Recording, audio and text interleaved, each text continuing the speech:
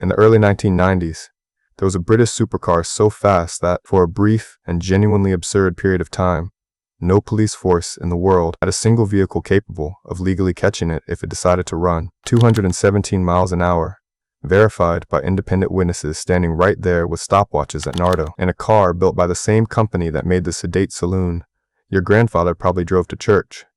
That alone should be enough to make this one of the great stories in automotive history. But here's the thing, the actual nightmare of this car had almost nothing to do with outrunning the police.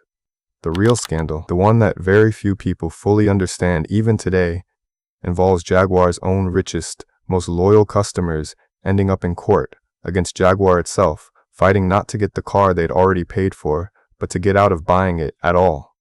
By the end of this video, you are going to understand exactly how a British institution ended up suing the very people who loved it the most. How a car named after a speed it never officially reached still became the fastest production car on the planet. And how, in one of the strangest twists in motorsport history, this car won at Le Mans and lost anyway, disqualified, not for cheating, not for a mechanical fault, but for paperwork submitted a few hours too late. Stick with me until the end, because the final chapter of this story, the part where the so-called disaster quietly becomes one of the most valuable cars Jaguar has ever built, is the part almost nobody tells you. To understand how any of this happened, you have to go back to Christmas of 1987, inside Jaguar's engineering department, where a man named Jim Randall was supposedly sketching ideas on his own time, purely for fun. With no official approval from the company at all, Randall gathered a small group of volunteer engineers who became known, almost affectionately, as the Saturday Club, a dozen or so Jaguar employees who worked on this secret project entirely outside of their regular hours because they believed in something the company itself hadn't yet agreed to build. What they were designing was a modern homage to Jaguar's legendary Le Mans winning racers of the 1950s and 60s,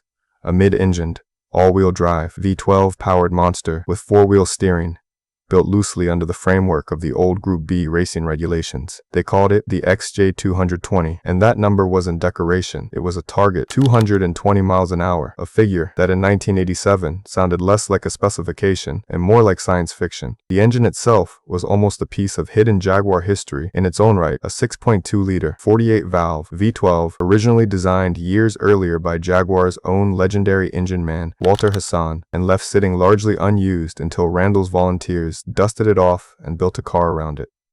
Underneath the skin, the Saturday Club had engineered a bonded aluminum chassis with double wishbone suspension at all four corners, a specification that, on paper, put it in the same technical league as anything Porsche or Ferrari were building at the time.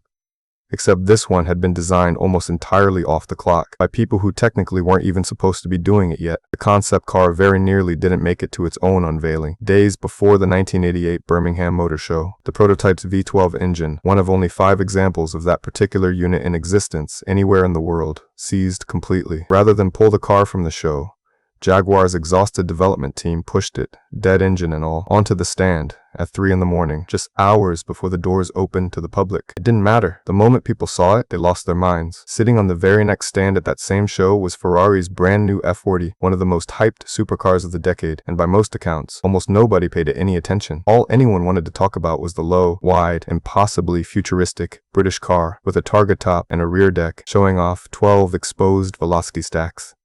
Jaguar received well over 1,000 expressions of interest for a car that, at that exact moment, existed as precisely one non-functioning show vehicle. That reaction changed everything. What had been a weekend passion project for a dozen volunteer engineers suddenly became a real commercial decision facing Jaguar's board. Could they actually build this thing? Jaguar didn't have the in-house capacity to manufacture a car like this at its Browns Lane factory.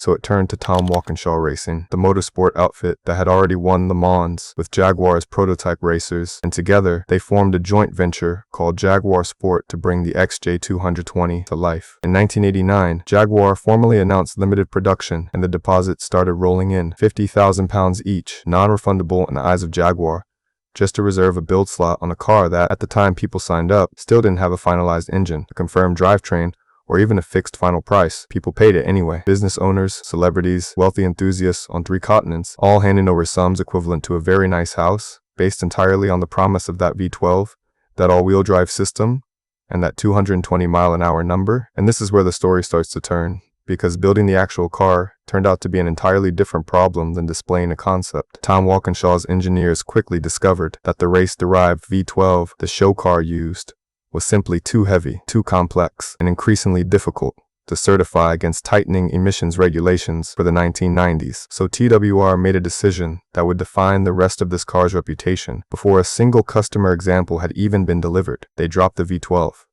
They dropped the all-wheel drive system. In its place went a twin turbocharged V6, an engine that, in an almost unbelievable twist, had originally been developed for the MG Metro 6R4, a Group B rally car from a completely different and much cheaper corner of the automotive world. Rear-wheel drive replaced all-wheel drive to save weight and complexity.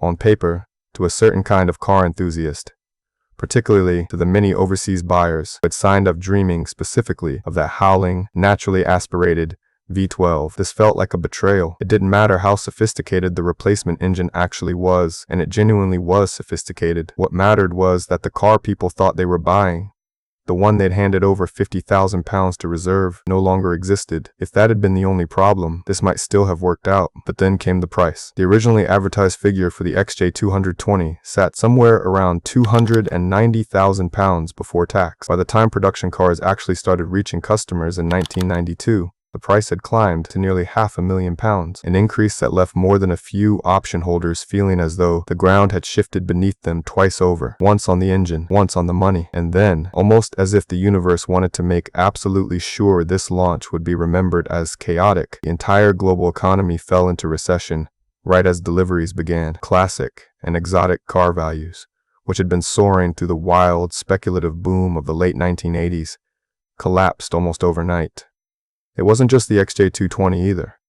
Across the entire supercar world, the same thing was happening at once. Ferrari's 40 tumbled from prices near £1 million down toward a fraction of that within a couple of years, and Bugatti's brand new E-Bone 110, launched at almost exactly the same moment as the XJ220, ended up dragging its own manufacturer into bankruptcy entirely. Suddenly, a car that had looked like a guaranteed investment during the champagne optimism of 1989 looked, to a lot of very wealthy but very nervous depositors, like exactly the kind of luxury purchase you desperately try to back out of during a downturn. Not every buyer wanted out, of course. A handful of the wealthiest customers went the completely opposite direction. Most famously, the Sultan of Brunei, whose family commissioned a series of one-off XJ220s built by the Italian design house Pininfarina, reworked, restyled, and finished to a level of personal extravagance most option holders arguing in court could only have dreamed of. So they tried. Hundreds of option holders, out of the somewhere between 1,000 and 1,500 people who had originally put down deposits, asked Jaguar for their money back. And here is the part of this story that genuinely shocked people at the time and honestly still sounds strange today. Jaguar said no. Rather than simply releasing nervous buyers from their commitments, the way most manufacturers eventually do when a market turns, Jaguar and Jaguar Sport held firm to the letter of the original agreements. When option holders refused to complete their purchases, Jaguar didn't just let them walk away and quietly sell the build slot to someone else. In a number of cases, Jaguar took its own customers to court. Think about how strange that sentence actually is. This wasn't Jaguar defending itself against people trying to scam the company. These were genuine enthusiasts, the exact kind of loyal, wealthy customer base every luxury manufacturer spends decades trying to cultivate, being pursued through the legal system by the very brand they had been excited enough to hand over life-changing sums of money to. Some buyers who had signed up dreaming of owning the fastest car in the world ended up spending additional money on lawyers just to try to make Jaguar leave them alone. It was, by any measure, an ugly, drawn-out mess, and it left a stain on the XJ220's reputation that no amount of horsepower could fully wash away. When the dust settled, Jaguar had forced or persuaded enough option holders to see the process through that between 270 and 282 cars were eventually built, a fraction of the demand the company had originally seen, and a permanent asterisk next to what should have been one of the great halo car launches in British automotive history. Now here's where the story does something you almost never see happen to a car with this much baggage attached to its name. Despite every bit of controversy swirling around the boardroom, the actual engineering underneath the XJ220 turned out to be genuinely, seriously fast. Fast enough that the police comparison from the very start of this video wasn't just a dramatic hook. In the early 1990s, the standard pursuit vehicles used by British police forces topped out well over 100 miles an hour short of what the XJ220 could do flat out, meaning that on an open stretch of motorway with a clear road ahead, there genuinely was no realistic way for a contemporary patrol car to close the gap once a determined driver got up to speed. It's the kind of detail that sounds like exaggerated internet folklore, and yet it lines up almost exactly with the real, independently verified performance figures this car actually produced. Jaguar Sport took a nearly stock example out to the banked Nardo test track in southern Italy, handed the keys to 1990 Le Mans winner Martin Brundle, and set out to prove the car could still live up to at least part of its name. In its road-going configuration, with catalytic converters fitted, the car hit just over 212 miles an hour, already enough to make it one of the fastest cars ever built. Then the team removed the catalytic converters, raised the rev limiter, and sent Brundle back out. This time, the XJ220 hit 217.1 miles an hour, an official Guinness World Record for the fastest production car in the world, a title it would hold for roughly 2 years before McLaren's phone finally took the crown. For a brief moment in the early 1990s, the fastest car most human beings could theoretically buy and drive on a public road was British, and it wore a leaping cat on the hood. But even that achievement came with its own little asterisk of controversy, because that record run happened with the catalytic converters physically removed from the exhaust, a modification that boosted output by roughly 50 extra horsepower, and one that a genuine road-going customer car simply didn't have. Independent tests conducted later by other publications on different tracks, with the catalysts left in place exactly as a customer would actually drive the car, recorded speeds closer to 210 miles an hour. Not exactly a scandal on the level of a lawsuit, but one more small crack in the story of a car whose entire identity was built around a number that, depending on exactly how and where you measured it, may or may not have ever technically been real in the way customers assumed. And if you think the chaos ended there, it didn't, because the very first journalist ever allowed to test a factory-supply production XJ220 on real roads ended up crashing it. Autocar magazine's Andrew Frankel was handed the very first production example, a car that had actually been Tom Walkinshaw's own personal transport, to conduct the first full road test any publication had ever done on a customer spec car. Partway through that test, driving in difficult wet conditions on unfamiliar roads, the team found themselves approaching a roundabout a little too quickly to slow the car down in time, and rather than navigate around it, they went straight over the top of it. There was real damage to the front end and underneath the car. It still drove in a straight line, so they simply carried on with the test, only to discover, their genuine horror, that Tom Walkinshaw himself was flying in by helicopter that same day specifically to see his own personal supercar being put through its paces by the press. You can only imagine that conversation. If the deposit lawsuits were the financial scandal, and the crashed press car was the embarrassing scandal, the final chapter of this story is the sporting scandal, and it might be the most infuriating one of all. In 1993, Tom Walkinshaw's team built a small run of race-spec versions called the XJ220C and entered 3 of them at the 24 Hours of Le Mans in the newly created GT class. After qualifying strongly, the lead car, driven by John Nielsen, David Brabham, and a young rising star named David Coulthard, in what would be his only ever Le Mans start, fought through the night, overcame a fuel leak and a rival's tire blowout, and crossed the finish line first in the GT class, delivering what looked like one more Le Mans class victory to add to Jaguar's storied history at the circuit. The celebrations lasted almost exactly 1 month. Race officials had already raised questions during testing about the car's exhaust system, which ran without catalytic converters, unlike the standard road car, even though the team argued, correctly, that no other competitor in their class ran catalysts either, and that their cars fully complied with the international GT regulations they had been entered under. Jaguar was allowed to race under appeal, and won the class, fair and square on the road. Then, weeks later, officials ruled against them anyway, not on the actual substance of the exhaust argument, but because the paperwork for their appeal had technically been filed a few hours after the required deadline. On a bureaucratic technicality, one of Jaguar's last great Le Mans victories was simply erased from the record books, and the win passed instead to a French-entered Porsche. So by this point, you have a car that was reimagined halfway through its own development, launched into the worst possible economic climate imaginable, defended in court against its own buyers, briefly crowned the fastest production car on Earth with an asterisk attached, crashed by the first journalist ever allowed near it, and finally stripped of a hard-fought Le Mans class win over a filing deadline. If you were designing a case study, and how a genuinely brilliant piece of engineering can be buried under scandal after scandal after scandal. You could not invent a better example than the Jaguar XJ220. Almost as a footnote to everything you just heard, Tom Walkinshaw's team also built a tiny run of 6 even more extreme road cars, known as the XJ220s, essentially street-legal versions of that same Le Mans racer, wrapped in one-piece carbon fiber bodywork in place of the standard aluminum panels and tuned to around 700 horsepower. These were, quite literally, race cars with number plates, built in numbers so small that most Jaguar enthusiasts have never actually seen one in person. They exist almost as physical proof that underneath every one of the scandals attached to this car's name, there was a team of engineers who never stopped trying to push it further.